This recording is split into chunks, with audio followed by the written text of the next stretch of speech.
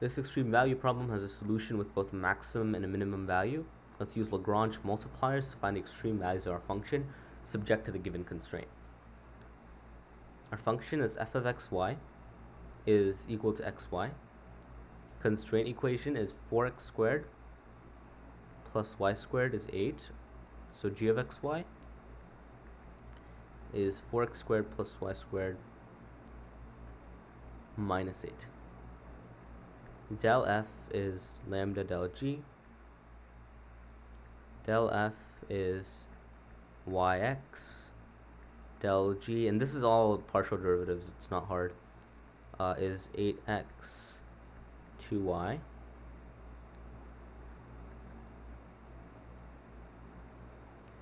Thus we have y, let me actually write it out, I'm not going to skip steps. We have yx is lambda 8x 2y. Y is lambda 8x. X is lambda 2y. 4x squared plus y squared is 8. It's a lot of writing when it's mechanical stuff, not hard.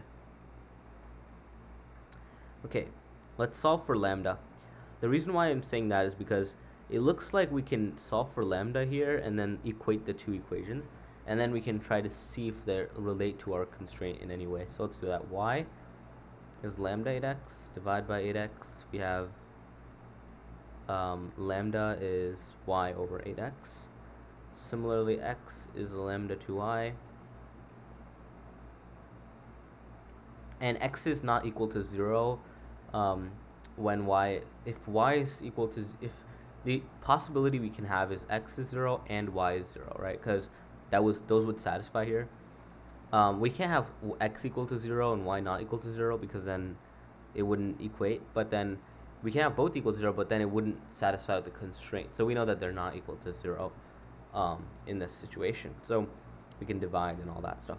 But anyway, lambda 2x, lambda 2y, x is equal to lambda 2y, so we can divide by 2y. And then that's lambda is x over 2y. Let's equate these two to equal to one another. So it's x over 2y is y over 8x. Cross multiplication is 8x squared equals 2y squared. And that was the beautiful part. You might have seen it already, but we have a 4x squared here. If we divide by 2, guess what we have? 4x squared is y squared. So that is super useful, very, very useful. We can take this piece of information, substitute it in here. Since we have 4x squared plus y squared is 8, instead of 4x squared, I'll write y squared plus y squared is 8. 2y squared is 8, which means y squared is 4, which means y is positive or negative 2. My pen was a little slow here. Let me try to speed it, make this more clean. Okay, so y is positive or negative 2.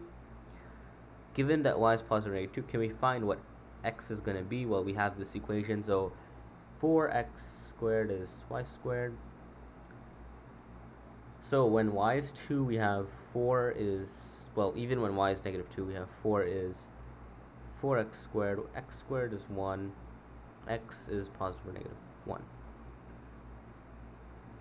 So all the possibilities that we have given this these different values is that we have 1, 2, and does that satisfy everything? Yeah, it does. It does satisfy everything. And then remember, even if it's negative and positive, it's fine because it's going to square it anyway and it's going to be equal. So that's okay. 1, negative 2, negative 1, negative 2, negative 1, positive 2. I think that's it. Those are the, it's 2 squared, which is 4 possibilities. Let's plug it all in to our equations and see what we get.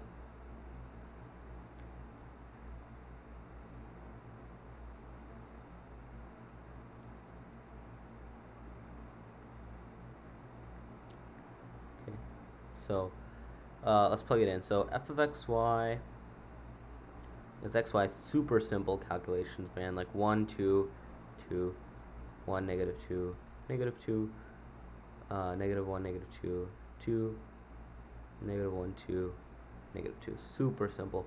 So we really didn't even need to do all of this. We didn't need to do all of this. So this is just 2, negative 2, negative 2, positive 2. So this is our maximum. This is our minimum. Obviously, they occur in 2 different locations each, but that's okay. We don't really care about that. Our maximum is 2. Our minimum is negative 2. That is this problem. See you in the next video.